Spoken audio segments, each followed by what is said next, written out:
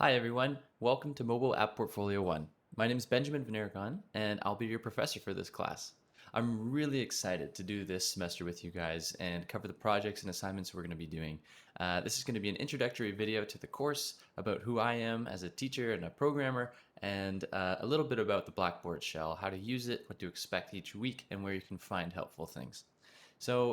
I've been teaching at Georgian for almost 3 years now, mostly in the MDEV program, but also in some of the COPA, COPER program with the other programming side.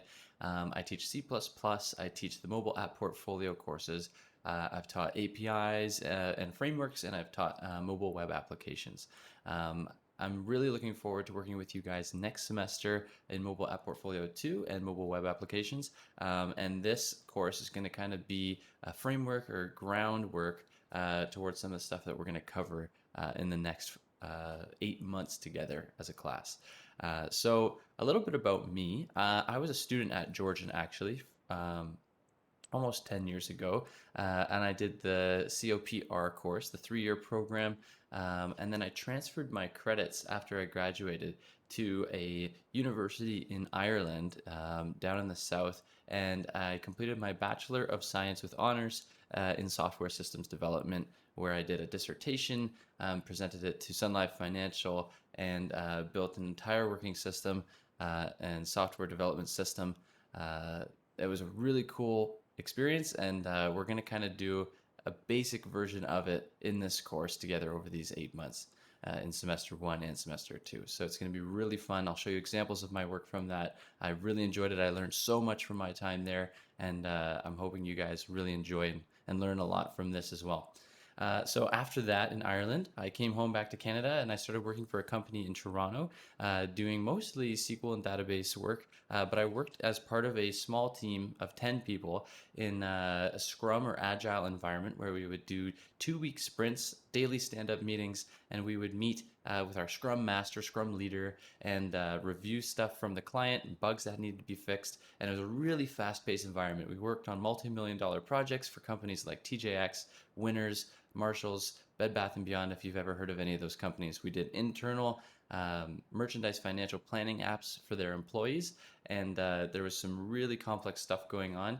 And we're going to learn a lot about the SDLC, the system development lifecycle in this course. What is agile environments and development, and what's a scrum, what's a sprint. If you don't know what those things are, don't worry, it's okay. If you do know those things and you've already worked in those environments, then you're going to be well suited for this, and you've already got to step up. But don't worry, we're going to kind of treat it like nobody has heard of these things before. We're going to learn from them from the ground up and cover that stuff together, so no one's going to be left behind. We're going to talk and define everything as we go, and it's going to be really awesome. So after that, working in Toronto, I moved actually across the world to New Zealand for 1 year with my wife, and we did a teacher's college program just to get better at teaching. And I graduated there with a diploma in teaching and learning. So I came back here only 6 months ago, and I've been working at Georgian ever since.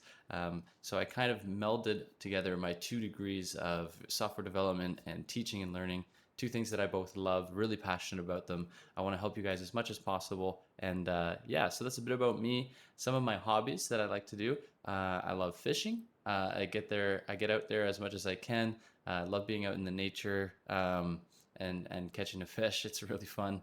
And then I love sports. I love ice hockey. I love spike ball. I love volleyball. So anytime I can do those things, those activities, just love it. So yeah, that's a bit about me. That's a bit about my history as a programmer and some of the things that I like. And you'll see later on in the discussion board, I'm kind of looking for you guys to share some of that stuff as well. So that'd be awesome. Cool. So moving on, let's talk about the Blackboard Shell and what you guys can expect, and where you can go if you're looking for some important links. So I'm going to share my screen here. All right. Cool. Awesome. So here's Blackboard. This is what you'll see when you come to the Mobile App Portfolio 1 course, MDEV1012. And these are the announcements. So you'll see I just posted that tomorrow's class will be asynchronous. So this will be the videos you guys are watching. So sorry that we can't do it live for the first class, but we will meet each other in week 2. So that'll be awesome. So on the left-hand side, here's our panel. You guys are probably used to using Blackboard already. Here's all the announcements. And then WebEx is going to be the second link down. So every week we'll meet synchronously for 1 to 2 hours, and you'll find the links there. So when I click and open this, it'll launch in a new tab, and then you'll be able to see all of these meetings are already created from September 17th onward. This time is wrong. I need to change that, but don't worry, I'll update that. It will be at 3 p.m.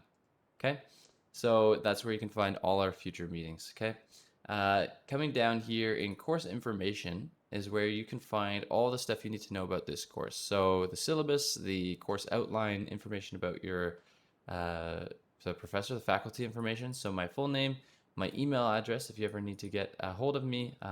If you ever want to schedule a meeting or office hours, you can email me there. And then the hours, which I still need to update here, but don't worry about that. My GitHub URL is there if you ever need a link to that, because I post a lot of the code up to my GitHub. So if you ever need to copy some of that stuff, then you can follow me on GitHub. Cool. In the weekly learning folder, this is going to be where I post all of the weekly content for this class. You can see all of these folders are hidden. So if I go into the student view, all you guys will see is week 1. Okay. So in weekly learning again, you'll be able to access week 1. And inside of there is going to be all the content you can do asynchronously tomorrow. Awesome. And you don't have to do it tomorrow. You can just do it before next week sometime. No pressure on when you have to complete it. The synchronous work we'll do together in class when it's a live stream, and asynchronous work you do on your own schedule.